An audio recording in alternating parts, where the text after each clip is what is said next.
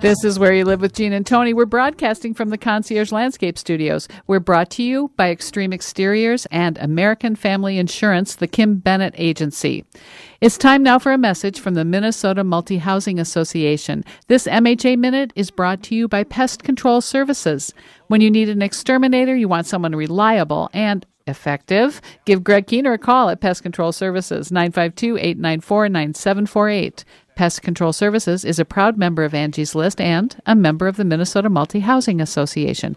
Pest Control Services, 952-894-9748, and tell Greg that Gene and Tony sent you. Some of the benefits of successful property management. Are you ready?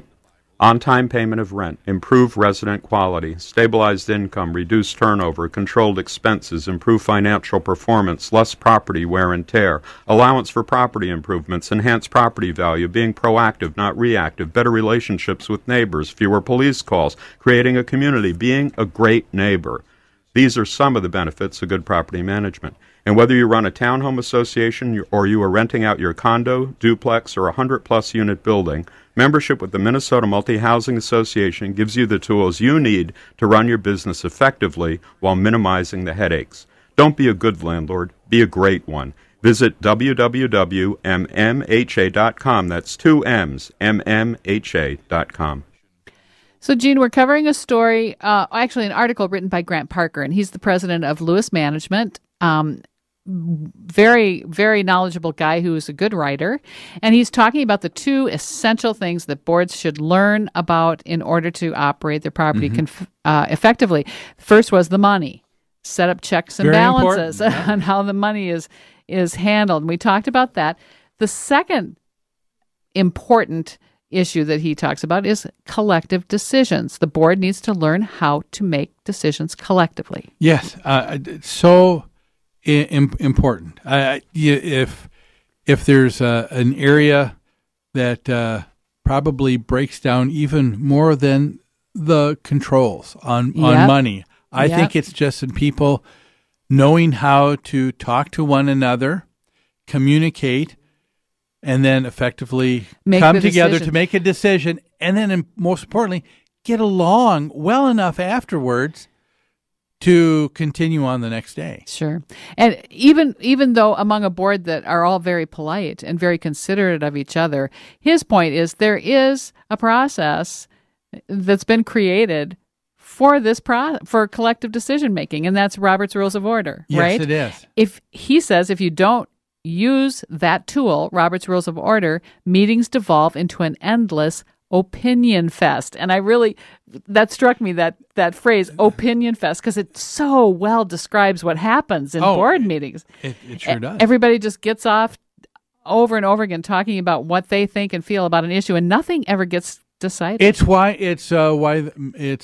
of the reasons why meetings go on for Too hours long. and hours. Good point. And getting to the point where there was, I've told you before, that one property manager who was with us years ago who came the next day after a meeting, and she showed me the agenda, and halfway through the agenda was bathroom break. The meeting was so long they had to schedule in a bathroom break. Yeah, we laugh, but there's a lot of boards that are operating that way. I think Robert's Rules of Order is a great tool, and you had a good story about that too. Oh, Gene. Yes. There is an association that we have recently taken on just for a few months, and they've been self-managed for a number of years. And over the years, as you can imagine, when things are self-managed, people may not know or understand all of the responsibilities that they have to other members when they are on the board and serving the other homeowners. And I don't mean that in a derogatory or mean way at all. No.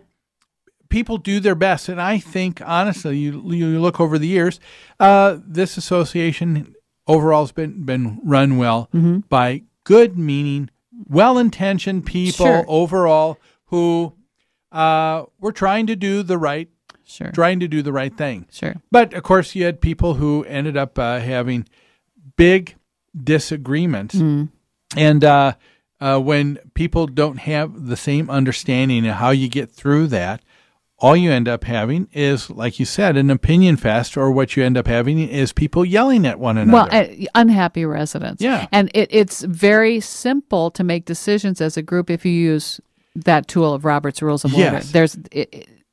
I remember years ago with one association, there was one homeowner who was getting up to start going on with his harangue with what he had done over and over again. Yeah. And as he stood up, there's even people in other homeowners said, "Will you just sit down? Will you just shut up?" They knew already what he was going to say. Sure. But nobody felt that they could do anything. Well, now that they went from self-management to working with us, I had the opportunity of helping to put in Robert's Rules of Order. Mm-hmm. You said a board even asked you to be the parliamentarian for the first few meetings that you were involved with.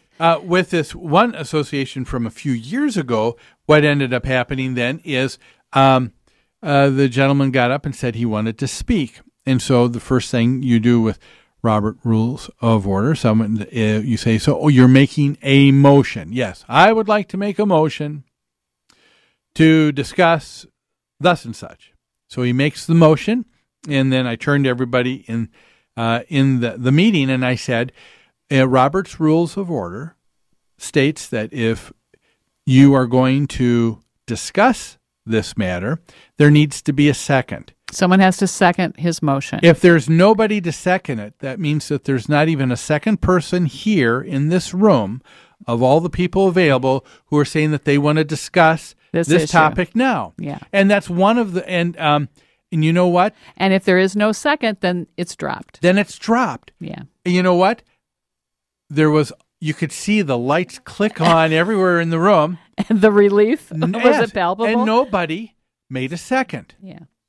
And now this gentleman was upset. Sure. But the idea is with Robert's Rules of Order is that you're not saying no forever. You may be just saying no this meeting because we've got too many other things to cover.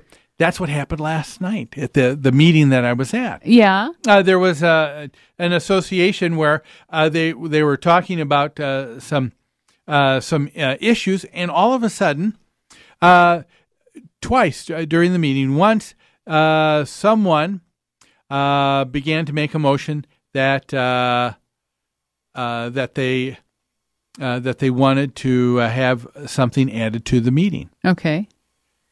Nobody made a second. Okay. All right. So then it wasn't. So after it was done, then the person who had voted no said, "Sorry, it's not that we're not going to talk about. I'd like to suggest we put it on next month's meeting, next month's agenda." Wow. So someone seconded that motion, and then moved on. Yeah. And another, they were starting to discuss an issue last night, and then they ended up at the end of the meeting, or at the end of this discussion, they said, "Okay, let's vote on it." And the person who had seconded it and thought that this was a good idea all of a sudden realized everybody else on the board, other than the person who made the motion and this person who seconded it, disagreed with the outcome. He saw there was a consensus. Yes, and so he said, "Let's call for the vote." So he called for a vote to end the discussion, to end the opinion fest, and to end the opinion fest. Yeah. And so it didn't pass.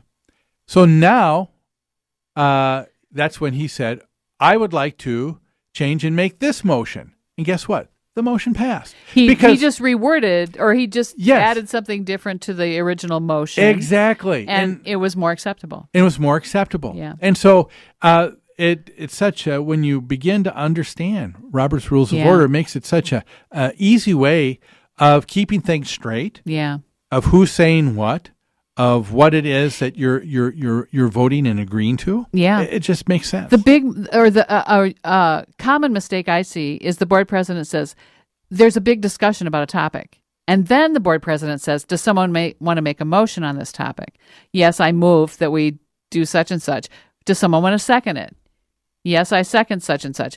All in favor. They go directly to a vote. All in favor, all opposed. Sometimes So they don't even ask for all opposed. So they're doing that out of order, aren't they? Yeah. The motion should be made first, then seconded, then the discussion happens. Then the discussion. And then at some point you call for a because vote. it allows you to be specific. And people need... Because you're specifically talking about that motion. So then you've got some parameters. Yeah.